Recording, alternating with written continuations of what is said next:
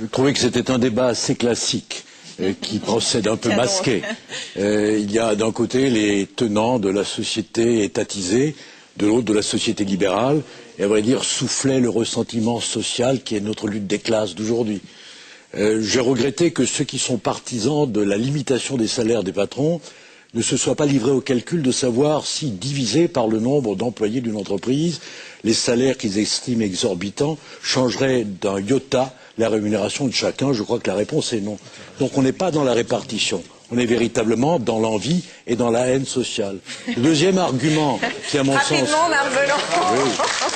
Le deuxième argument qui faisait cruellement défaut, c'est que nous ne vivons pas isolés du monde et qu'il suffirait que l'on ne rémunérât plus de manière juste les talents exceptionnels pour que ceux-ci s'en aillent ailleurs. Et donc le résultat de tout ça, c'est une économie exsangue, mais admirablement planifiée. Merci Marc Bonan.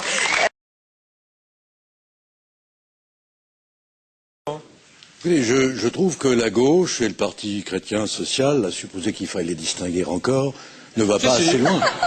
Et non, selon moi, c'est les métastases d'un même corpus idéologique. Mais ils ne vont pas assez loin. Il faudrait songer au congé des grands-parents. Il faudrait songer aussi au congé sororal, fraternel, au congé des voisines. Quand l'enfant paraît, tous ceux qui ont vocation à concourir à son éducation devraient être mis en congé. Ça serait très festif et oisif. Ça serait tout à fait... Donc, il faut aller encore un peu plus loin pour être tout à fait sociaux. Pour être sérieux, permettez-moi de dire une chose. Il est tout à fait acquis qu'un congé de 4 semaines n'est pas fondateur d'un lien particulier entre le père et l'enfant. Même le docteur Spock, même Françoise ou Florence Pernoud, que je lisais à l'époque, ne soutenaient pas de telles inepties. Voilà, merci. Oui. Merci, Maître Bonan.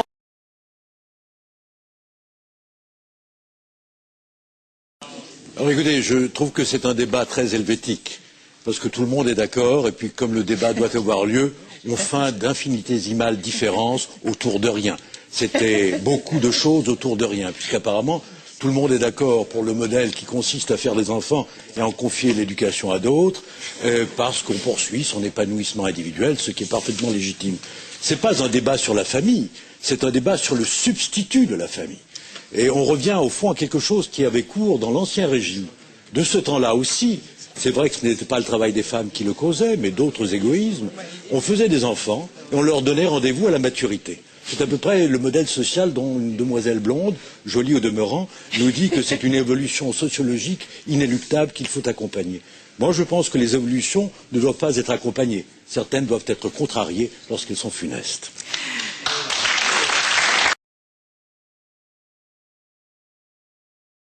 Maître Bonan, ça vous inspire ce débat? Oui, totalement. D'abord, en enlevant mon oreillette et en me disant mais qui est écologiste et qui ne l'est pas, indépendamment des propos tenus, je ne me suis pas trompé un seul instant. Et ça précipite chez moi une réflexion, pourquoi est-ce qu'on a perpétuellement le physique de ses convictions? Mais au-delà de ça, je voulais vous dire ceci. Il y avait les utopistes et les pragmatiques. Alors, les utopistes, c'est infiniment plus attachant. Il y a toujours une part de rêve et de poésie autour de l'utopie. Simplement, je ne suis pas convaincu qu'il faille confier aux utopistes notre avenir. Je vous rappelle qu'étymologiquement, l'utopie, c'est hors du monde, c'est-à-dire nulle part. Je crains donc qu'il faille laisser aux réalistes le soin de veiller à nos économies d'énergie et aux moyens de maintenir notre autonomie. Merci, Maître Bonan.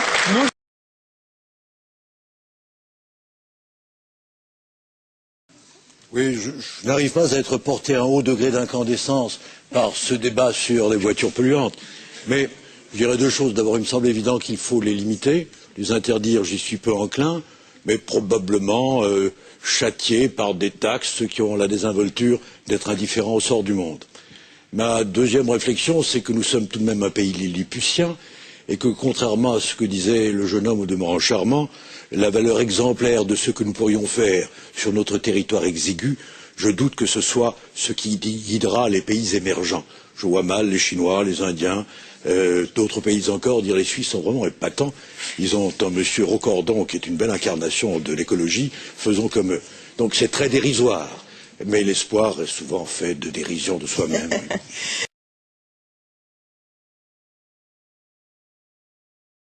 Oui, il me paraît que l'initiative dont on parle procède de manière masquée. On ne peut pas à la fois dire que le minaret n'est pas consubstantiel de la mosquée, qu'il n'est le symbole de rien, puisqu'une mosquée peut exister sans minaret, et vouloir se prendre au minaret pour vouloir se prendre à autre chose.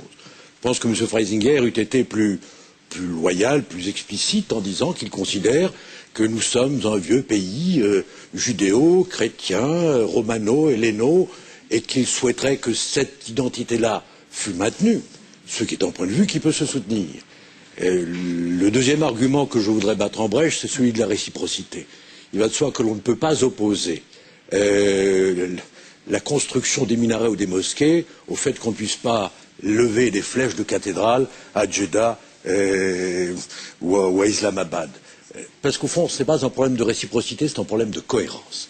Nous avons, à tort ou à raison, mis en place un système de tolérance à la pensée d'autrui, de laïcité qui suppose l'équivalence au regard de tous les cultes.